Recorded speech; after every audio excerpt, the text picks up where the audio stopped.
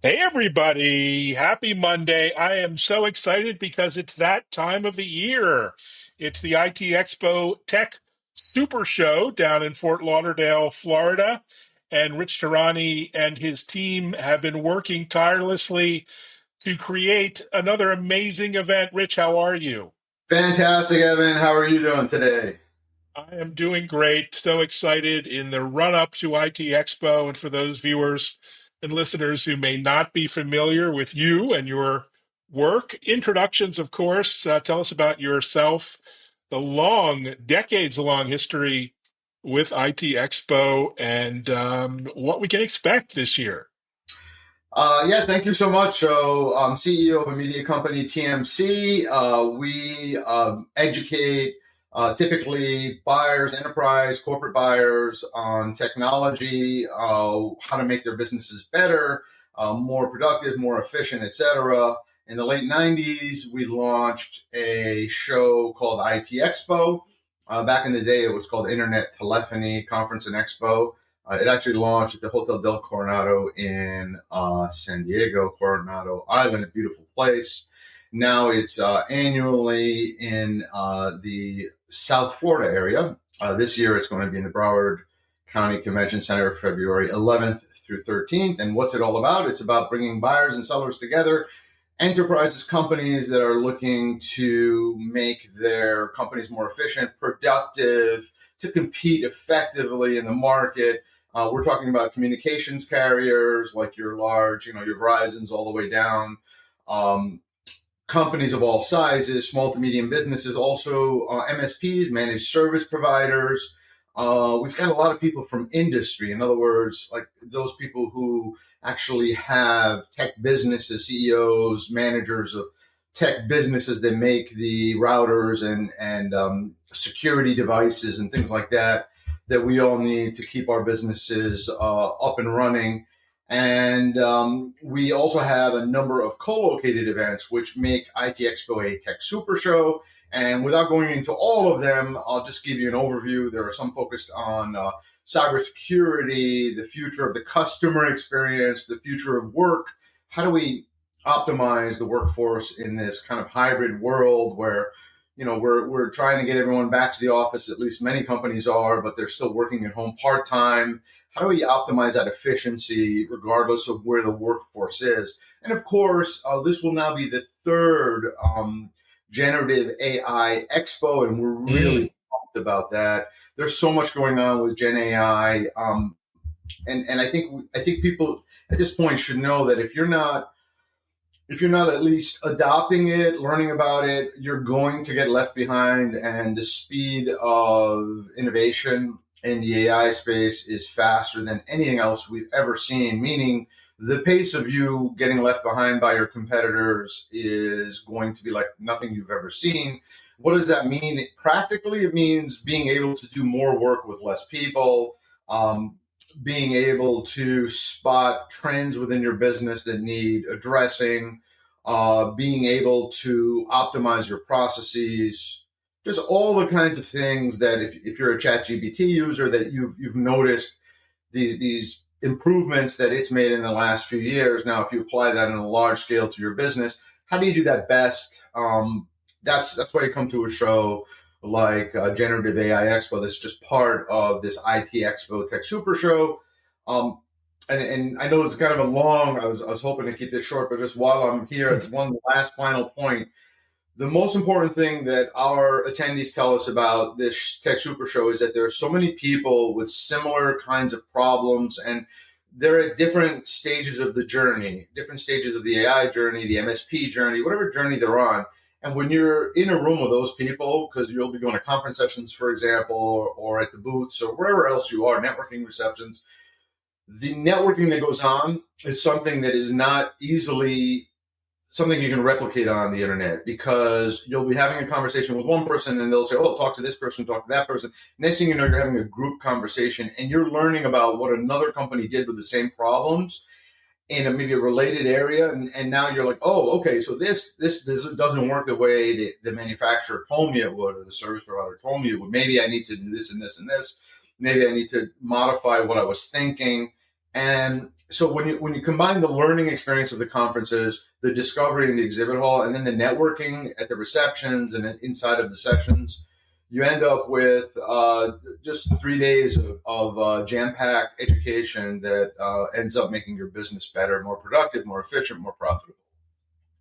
Wow, that's quite a pitch, and I can attest to all of that. I've been going for a decade, and just to highlight the value of attending. I mean, I was at CES for this past week, and it was fun and entertaining, and lots of hype, but not much real practical business utility. And of course, IT Expo is all about business value, whether you're a small business, a mom and pop shop almost, or a large enterprise, you're going to deliver and discover, really fascinating solutions for, practical value. Maybe talk about that. Who should attend or exhibit, and why? What's the why of attending IT Expo if you're a business owner, business person, CTO, CIO, what have you? It's a great question, and we do see different titles from companies, from managers, directors, IT directors, cybersecurity directors coming to the event. This is a business show. I am a gadget guy at heart. I love gadgets, and I followed CES. I didn't go this year, but we were just talking off camera, and we talked about this robotic vacuum cleaner. There's a vacuum cleaner at CES that can pick up dots, which is kind of cool. Okay, great, but you'll go to IT Expo and you'll learn how you can deploy, let's say, a phone solution that keeps your productivity or increases your productivity by 20, 30% while saving you money and making you look better in front of your customers, right? Improving your customer satisfaction, your customer retention. So while the actual solutions are not as sexy, if making profit and staying in business and not having to have layoffs and things like that are exciting to you, then you want to go to a show, a business to business show like IT Expo.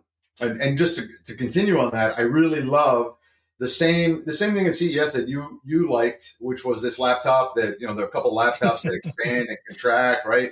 I think that's really cool. But then when I think about it, it's not very practical, right? So solutions at CES are very, very cool, but not all of them are practical and are not going to necessarily help your business.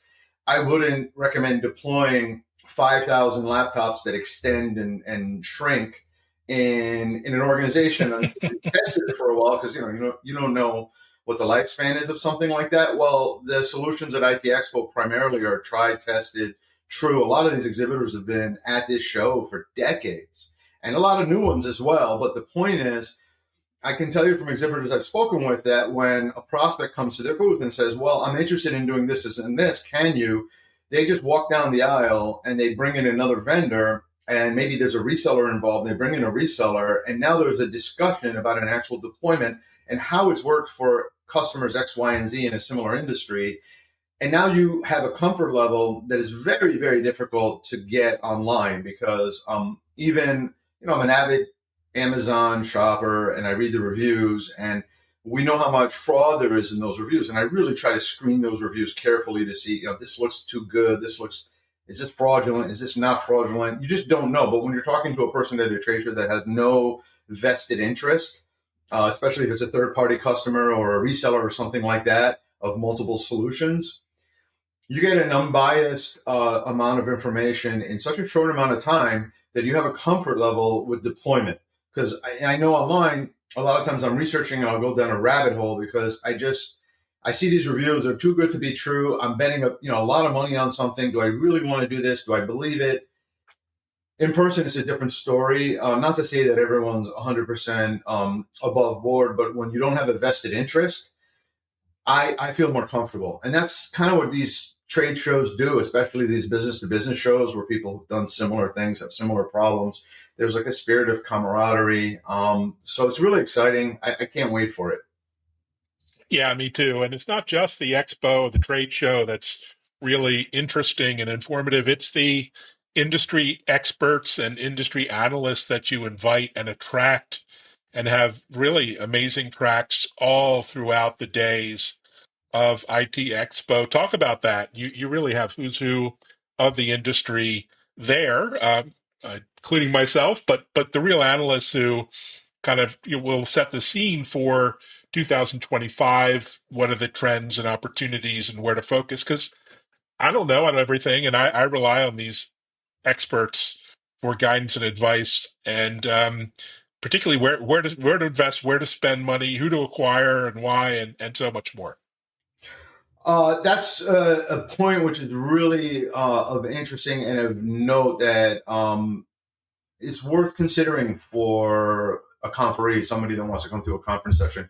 We do our best to bring the best in breed people like you, Evan, as you pointed out, that know the industry, that are respected analysts, respected leaders, thought leaders in the space.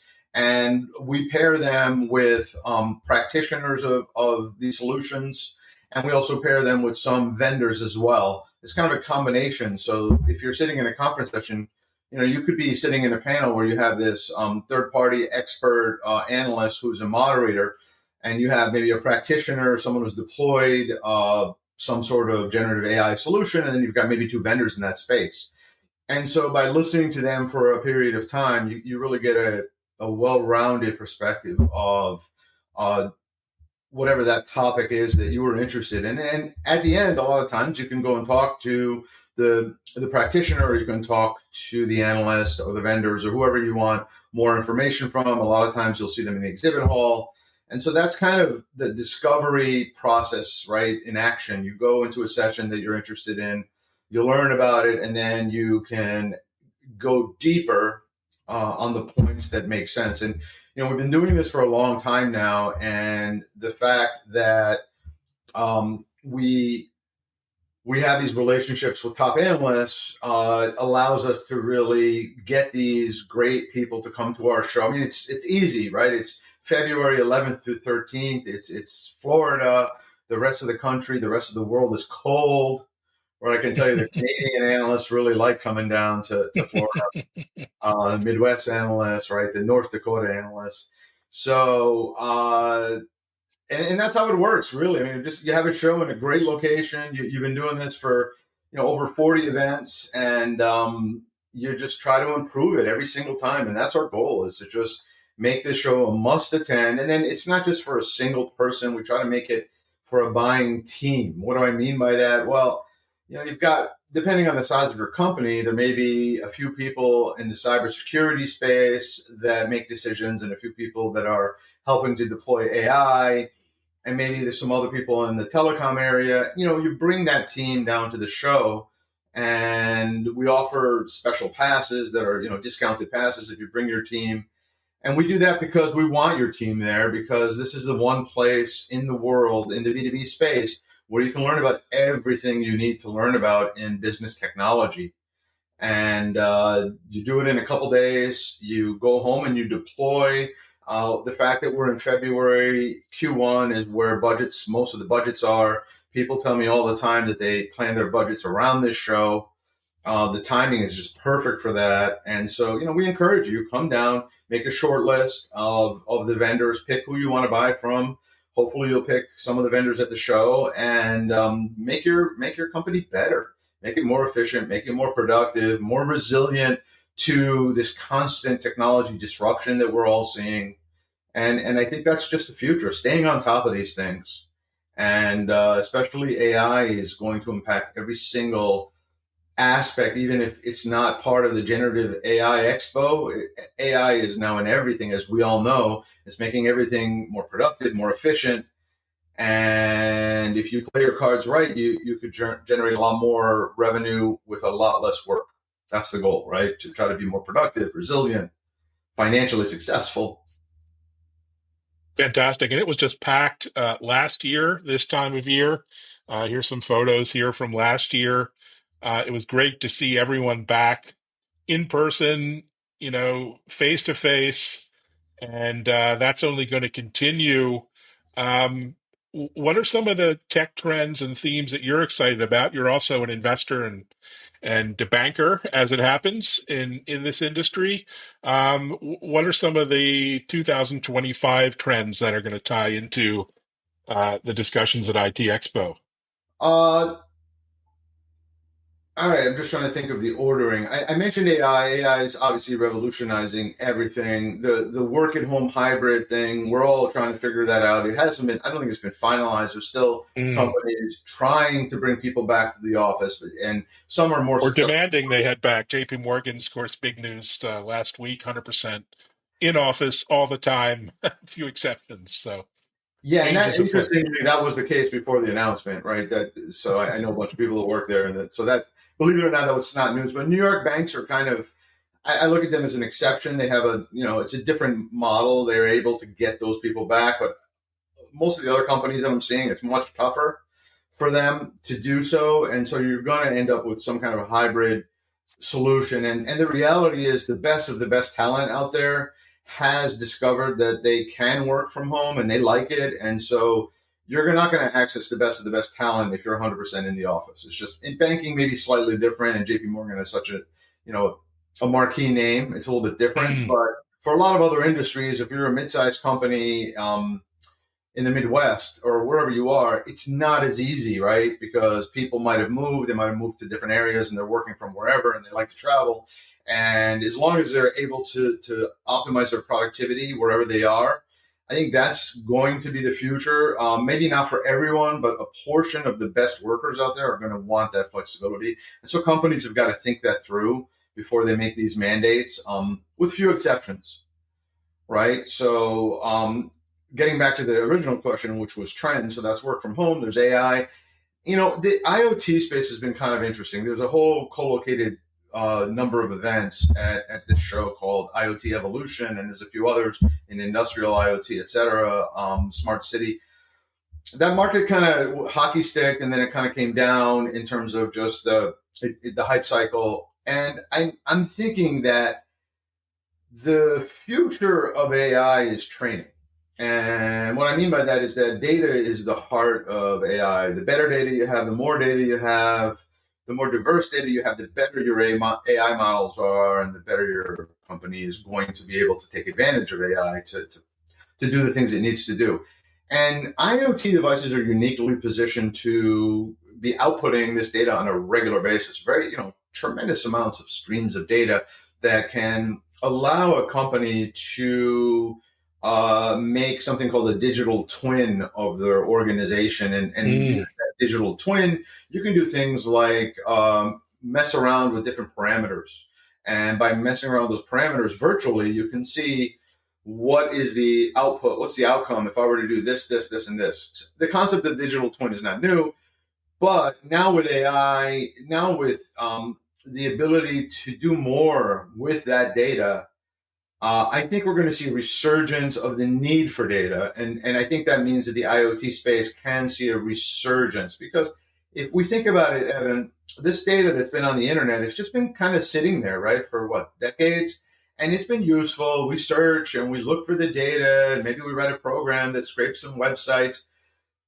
But then all of a sudden AI came out and it took the same data that we sort of took for granted, and it has done something new. It's added a layer on top of that data. What does that mean? That means the data just became exponentially more valuable. And we didn't think about it. It was websites, right? It was just a bunch of stuff on the web.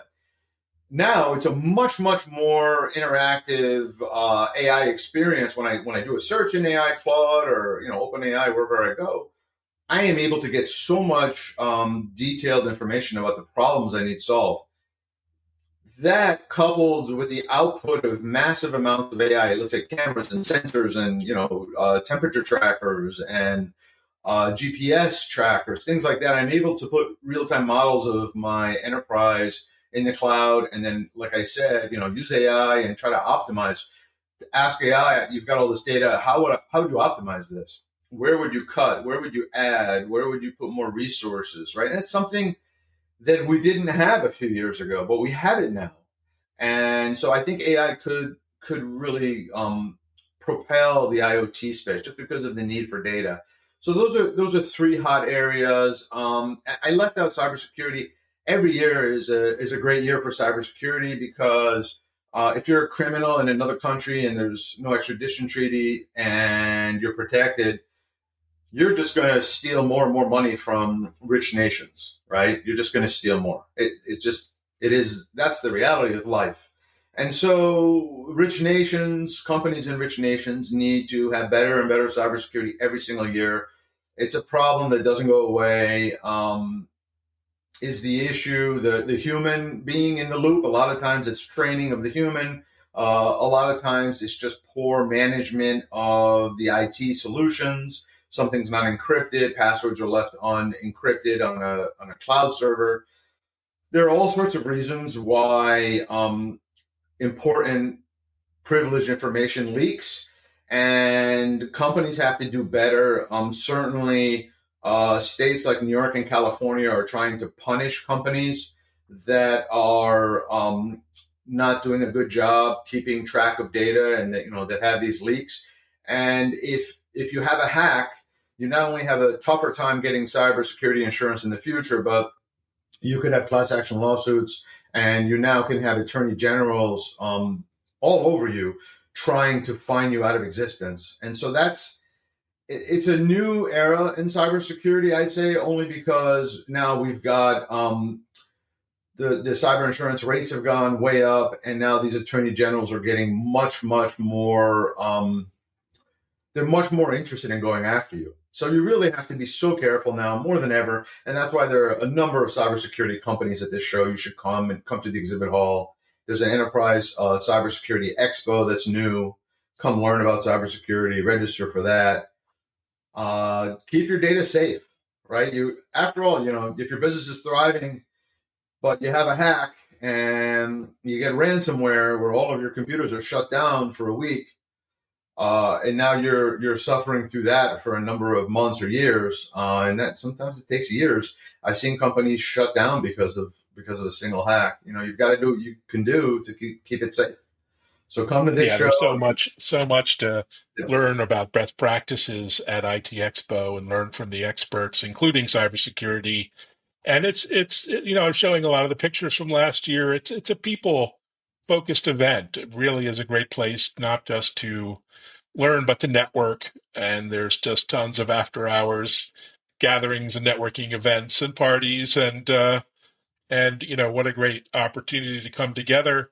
And just a final note on the industry, it seems like big tech has kind of sucked the oxygen out of the room in terms of events. You might be one of the few great independent shows left. I mean, that's not like a Microsoft event or an Amazon event or a Google of, it's and on and on. So you really can go to one place and meet everyone versus going to another big tech event. Yeah, thanks, Evan. And our goal with this event has always been to be objective. And if you go to one of those other events, and I don't have anything negative to say about any of those industry events, they're great. I go to a bunch of them, but ultimately the event is focused on that company and its partners and its agenda.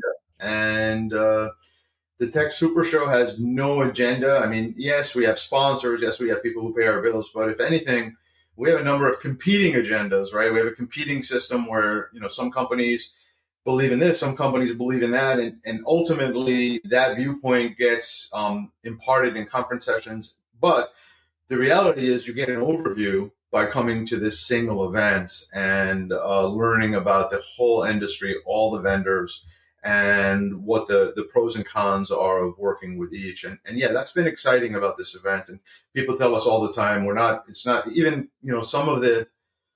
some of the events out there that are independent are owned by one big vendor, or like a duopoly of vendors. We don't have that at this show, and that's why actually that there's a new age of companies, these small to medium tech companies that were not easy to discover, and you won't see them very often at other shows. But they do really well at IT Expo because, I think our audience has come to expect a diverse number of mid-size and growing solutions, as opposed to one or two really large companies directing the future of an industry, which is not really how things work, right? To some extent, yeah, they have some control, but ultimately markets decide, and markets are made up of hundreds or thousands of players, and the only way to get access to that at an event is to come to an independent event, and we think ours is one of the best. And we welcome you February 11th through 13th in sunny Fort Lauderdale. Hopefully, knock on wood, that it stays sunny February 11th to 13th. But don't leave the exhibit hall. Stay in the exhibit hall. You can go, plan a couple days, bookend it, right? Right, Evan? Come a That's couple my days strategy. early. That's get out of Boston. That's my strategy, and my strategy as well is again those medium sized vendor partners, but also to place that services and supports SME customers. There aren't many places for those medium sized 0 to 500 employee companies to explore emerging tech because everyone's focused on the giant enterprises of the world, but America's built on small and medium sized businesses, so it's a great opportunity for them as well. Yeah, I agree with that. I mean, if anything, we've seen. I mean, outside of tech, I think the last few years, if you look at some of these really large companies in America, some of them are just so big that they've kind of frozen in their ability to actually respond to market conditions, right? So it's really the small and medium companies, the up and coming players that are going to take share from these really big behemoths. And how do you do that? How do you make a team of 400 employees seem like a team of 4,000? And the answer is you deploy technology. And this is a golden age of AI. Some people believe we're in the first inning of AI. I agree. We're in the first inning. And if you're in the first inning of the most disruptive technology of our lifetime, and you're a small to medium business trying to compete and gain market share, and you deploy faster than that 800-pound gorilla that you compete with, and you get those solutions to market, you can keep your customers, you can grow your customer base, you can get access to more prospects and get them down the funnel to become customers, all while your multi-billion-dollar competitor is having board meeting after board meeting trying to figure out what to do and how to proceed, because they're just so big, and so legal departments and things like that, they just stop them from doing what they would like to do, the employees would like to do in those organizations. So we're if there's one thing I'd say is that we're at an inflection point where that small to medium business, like never before, can outdo the real large company. And the beautiful thing about these AI solutions is, Evan, yes, they're expensive over time, and if you add a lot of people on them, but really, as a technology, the bang for the buck that you get from something like an OpenAI, that's like even a $20 a month subscription, the amount of value you get and I'm just using that as an example, just that value was unfathomable a few years ago, that you would spend $20 a month. And I think it's 20, 30, whatever it is that I spend. It's such a small amount of money for what you get back from it. And that's kind of, think about your company being able to harness that kind of return on investment. That's I think how we need to think about this. And think about, you're the small to medium company competing against that behemoth. You have an advantage like you have not had in many years. I'm not sure that we've ever seen an advantage like this. The only time that might have been similar was when voice over IP started in the market, and this is maybe 20 Mm. years ago, 25 years ago. When we first launched this show, is actually a voice over IP event. And that was when the first time where companies could take advantage of their phone systems and get really advanced functionality in these less expensive phone systems. And that's when we first started to see it. But that was just like working at home, and that helped people right within the office, their phone systems. It wasn't even video back then. Fast forward now, every aspect of your business can be transformed for a minimal amount of money, seeing a return on investment like never before. Oh my God, it's going to be an exciting 5 to 10 years, Evan, I'll tell you. It is, and even my little 5-person business has, I feel like a 50-person company with about a dozen different AI tools, and I'm certainly punching above my weight class and can't wait to see what's new at the Gen AI and AI Expo. Thanks so much, Rich, for just a preview. And we'll be doing a series of these videos with sponsors, with exhibitors and analysts over the next few weeks to kind of glean what to expect over the course of this year.